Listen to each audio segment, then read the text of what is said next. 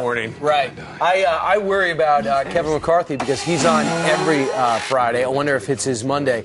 He's got an all-star cast on there, burning up the big screen on the weekend. This weekend we got some big movies. The ultimate crime thriller movie called The Counselor. The movie centers on a lawyer and finds himself in over his head in the dangerous world of drug trafficking. If you're not in, you need to tell me. Why? Because you don't know someone till you know what they want. I can't advise for counseling. But you are advising me.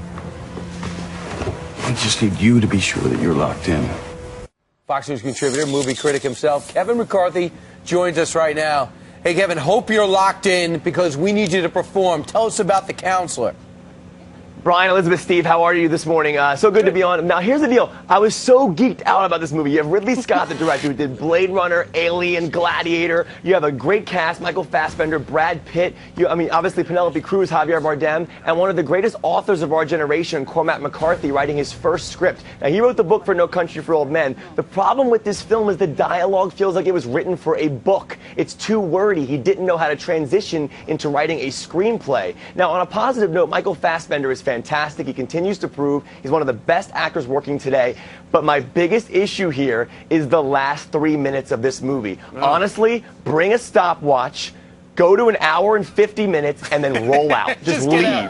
Skip the last 3 minutes. See, I gave it a 3 out of 5. Right, 3 out of 5. I gave it a 3 out of 5. Wondered, It's a matinee. It's a matinee. in a situation like that, you got these established actors. If you're picking that up about the dialogue, don't they?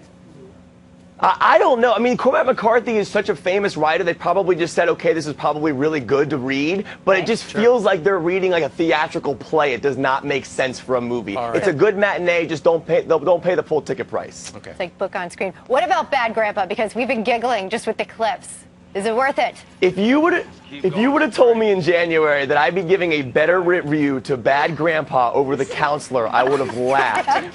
Bad Grandpa. Listen, I'm a fan of the series that Johnny Knoxville created, Jackass, back in MTV. The first 3 movies made over $344 million. Here you're dealing with an 86-year-old grandfather who's bringing his 8-year-old grandson on a cross-country tour.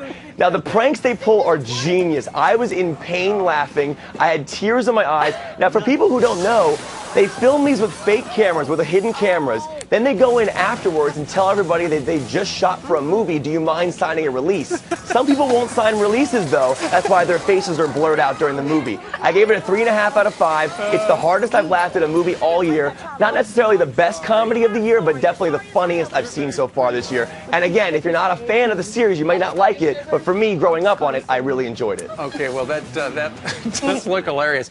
Now, you're wearing a pumpkin-colored shirt because it is the season for Halloween, and you've got your top 5 spookiest movies of all time for the season.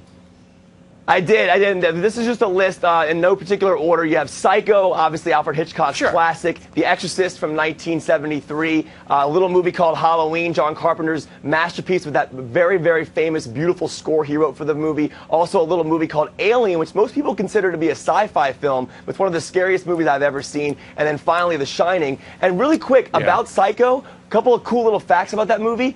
The shower scene was 3 minutes long, over 50 cuts. The blood they used for the movie was chocolate syrup, and the sound of the knife was actually a knife going into a melon. Very famous scene in the movie, but Psycho, highly recommend it. I'll tweet out more of these at Kevin McCarthy TV. Oh, fantastic. I think of those top 5, I think The Shining always scares the living daylights out of me. They all scare. Scariest movie I've ever seen in my entire life. Yeah, all right. Kevin, thank you. Absolutely. And